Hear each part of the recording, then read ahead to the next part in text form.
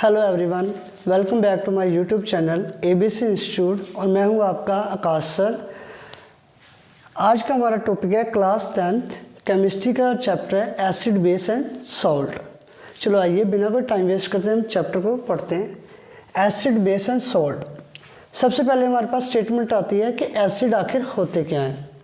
देखिए, दुनिया में जितने भी कंपाउंड है, जितने भी कोई भी केमिकल कंपाउंड है, उसके अंदर अगर हाइड्रोजन एटम है और अगर उसको हम किसी भी पानी के साथ रिएक्ट करवाते हैं और हमें H पॉजिटिव आयन देता है, कोई भी कंपाउंड जिसके अंदर प्रेजेंस ऑफ हाइड्रोजन एटम और उसे वाटर के साथ रिएक्ट कराने पर वो हमको एक H पॉजिटिव आयन देता है, तो वो क्या है? Acid. The compound which contain one or more hydrogen atom and when dissolved in water produce H3O positive ion. मतलब मान लीजिए मेरे पास एक कंपाउंड है, उसको मैंने पानी में मिक्स कर दिया, एक कंपाउंड उसको पानी में मिक्स कर दिया, उसमें से H पॉजिटिव आयन निकला। एक ये होगी, एक मैंने यहाँ से पता कर लिया कि ये मक्खी कहाँ से आ गई एक जो कंपाउंड उसको मैंने पानी में मिक्स किया, मेरे को H पॉजिटिव आयन मिला। एक कंडीशन मेरी ये होगी, मैंने जहाँ से पता कर लिया कि ये एसिड है। दूसरा क्या, अगर वो H3O positive hydronium ion produce कर रहा है एज ए प्रोडक्ट, तो ये भी एक कंडीशन होगी कि ये जो कंपाउंड है जिसको मैंने वाटर के साथ रिएक्ट किया है, ये क्या है? एसिड है। मान लीजिए मेरे पास एक कंपाउंड है HCl, मेरे को नहीं पता कि ये एसिड है या नहीं। मैंने जब इसको वाटर के साथ रिएक्ट करवाया, पहला केस मैंने यहाँ से पता कर लिया कि इसमें हाइड्रोजन प्रेजेंट है, तो ये एसिड है। दूसरी निशानी मैंने क्या रखी, जैसे ही मैंने इसको वाटर के साथ रिएक्ट करवाया H पॉजिटिव मिला। मान लो H पॉजिटिव बहुत छोटा है, मेरे को नहीं दिखाई दिया, रिएक्शन के अंदर नहीं दिखाई दिया, बट जो प्रोडक्ट मेरे पास निकल के आए, एक H3O पॉजिटिव और एक क्लोरीन आयन।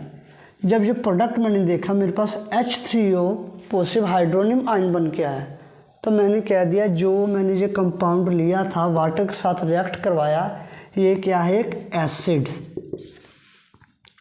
तो कोई भी केमिकल कंपाउंड वो एसिड कब होगा? जहाँ तो उसमें हाइड्रोजन एटम प्रेजेंट होगा, तो जब वाटर के साथ रिएक्ट करवाएंगे क्या हमको क्या देगा? H positive ion. और दूसरा, जब भी हम किसी केमिकल कंपाउंड को वाटर के साथ रिएक्ट करवाते हैं, हमें प्रोडक्ट में क्या मिलता है? Hydronium ion H3O positive. आगे हमारे पास टॉपिक आ जाता है, एसिड को हमने दो हिस्सों में बांट दिया, उनकी दो टाइप रख दी, इनके सोर्स के ऊपर और इनकी बेसिसिटी के ऊपर। सोर्स क्या है? जहाँ से ये कहाँ से मिलते हैं हमको? ज़मीन से, पेड़ से, पौधे से, आसमान से, धरती से, कहाँ से? दूसरा बेसिसिटी। बेसिसिटी क्या है? किसी कंपाउंड के अंदर हाइड्रोनियम आयन कितने प्रोड्यूस कर रहा है, number of H3O positive present. पहले आ जाइए source, from where we get it. इसके आगे दो टाइप्स, ऑर्गेनिक एंड इनऑर्गेनिक। ठीक है, ऑर्गेनिक जो हमें प्लांट से मिलेगा और इनऑर्गेनिक जो हमें प्लांट से नहीं मिलेगा, या लेबोरेटरी प्रिपरेशन आप कह सकते हो, जहाँ ज़मीन से कह सकते हो कि ज़मीन से मेरे को मिल गया।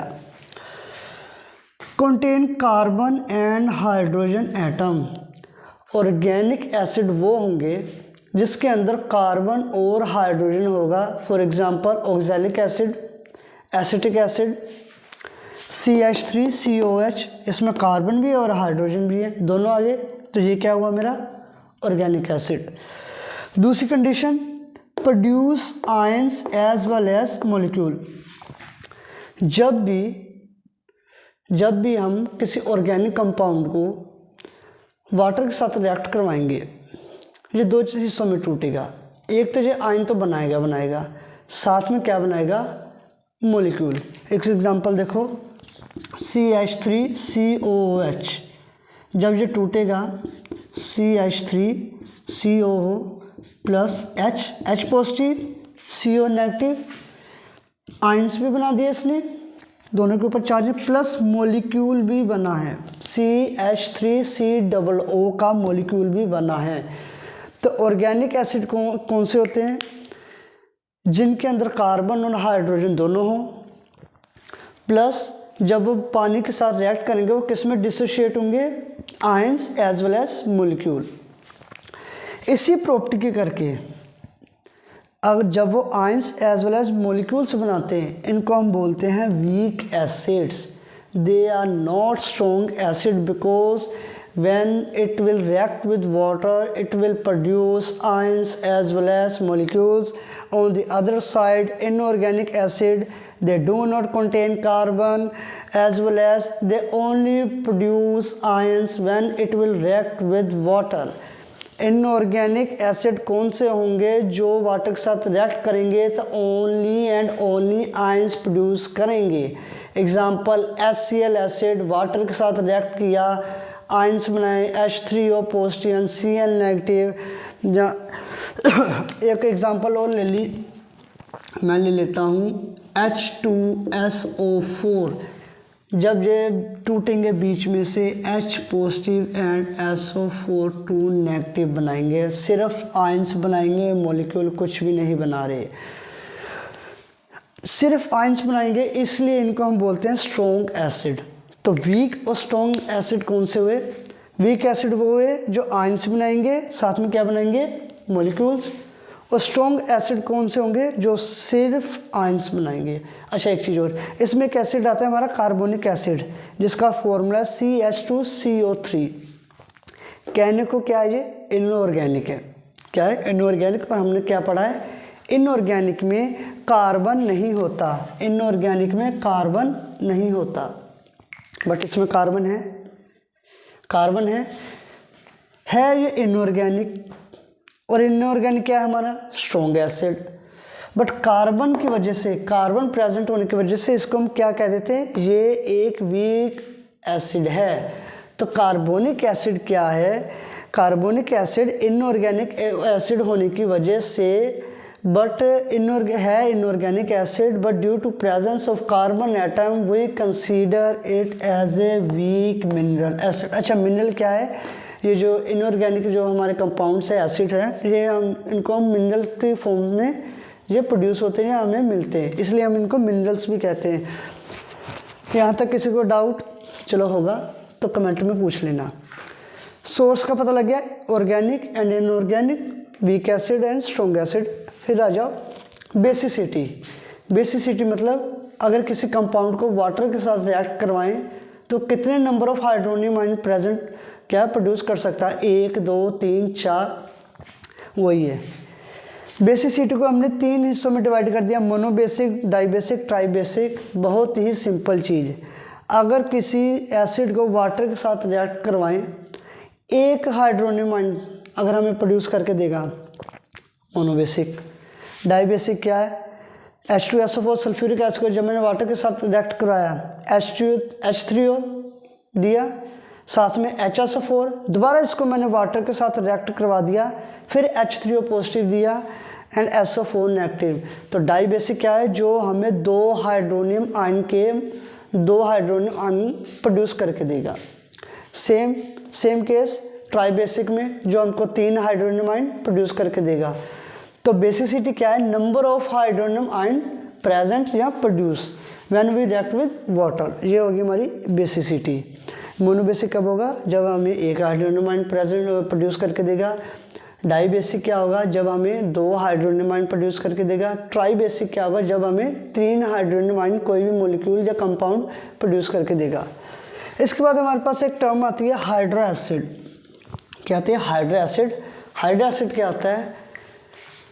कोई कंपाउंड जिसमें हाइड्रोजन प्रेजेंट हो प्लस हाइड्रोजन के साथ क्या जुड़ा हो? नॉन मेटल, कोई भी ऑक्सीजन ना हो, उसको हम क्या बोलेंगे? Hydro acid. एग्जाम्पल दी हुई है HCl, HBr। Hydrogen and chlorine is, हमको पता है क्या है? नॉन मेटल है। ब्रोमीन भी नॉन मेटल है, इसके अंदर ऑक्सीजन नहीं होएगी, डू नॉट कंटेन ऑक्सीजन। ठीक है, तो हमने शुरू में सबसे पहले क्या पढ़ा है? एसिड क्या होता है? कोई भी कंपाउंड जब वाटर के साथ रिएक्ट करेगा तो हमें H पॉजिटिव देगा, या फिर प्रोडक्ट में हमको H3O हाइड्रोनियम आयन देगा। फिर हमने एसिड को क्लासिफाई कर दिया उनकी सोर्स के ऊपर, उनकी बेसिसिटी के ऊपर। सोर्स को हमने फर्दर डिवाइड कर दिया ऑर्गेनिक एंड इनऑर्गेनिक। ऑर्गेनिक में कार्बन और हाइड्रोजन होंगे, example CH3 COH acetic acid. और ये क्या करेंगे, आयंस और मॉलिक्यूल्स दोनों प्रोड्यूस करेंगे। और जो इनऑर्गेनिक है उनमें कार्बन नहीं होगा और दूसरा वो सिर्फ और सिर्फ आयंस प्रोड्यूस करेंगे।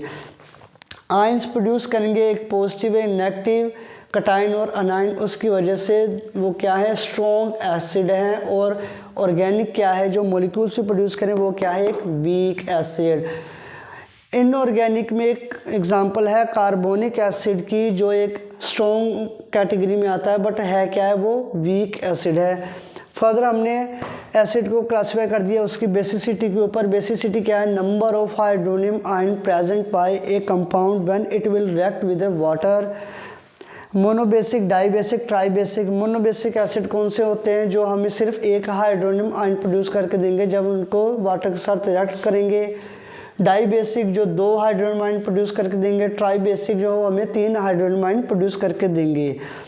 हाइड्रो एसिड क्या होता है, वो वाले कंपाउंड जब कोई नॉन मेटल हाइड्रोजन एटम के साथ जुड़ा हो उसको हम बोलेंगे हाइड्रो एसिड। और इसमें ऑक्सीजन नहीं होता। एग्जांपल अगर आपका हो H2SO4, ये बिल्कुल भी हाइड्रो एसिड नहीं है, बिकॉज इसमें ऑक्सीजन प्रेजेंट है। और हमने क्या कहा, डू नॉट कंटेन ऑक्सीजन। ठीक है, आज के लिए इतना ही बहुत। अगले लेक्चर में हम करेंगे बेस क्या होते हैं, फिर उसके बाद करेंगे एसिड क्या होते हैं। अगर किसी को कोई भी प्रॉब्लम हो तो मुझे कमेंट सेक्शन में पूछ सकता है। वीडियो को लाइक कीजिए, शेयर कीजिए और ज़्यादा से ज़्यादा चैनल को सब्सक्राइब कीजिए। Thank you.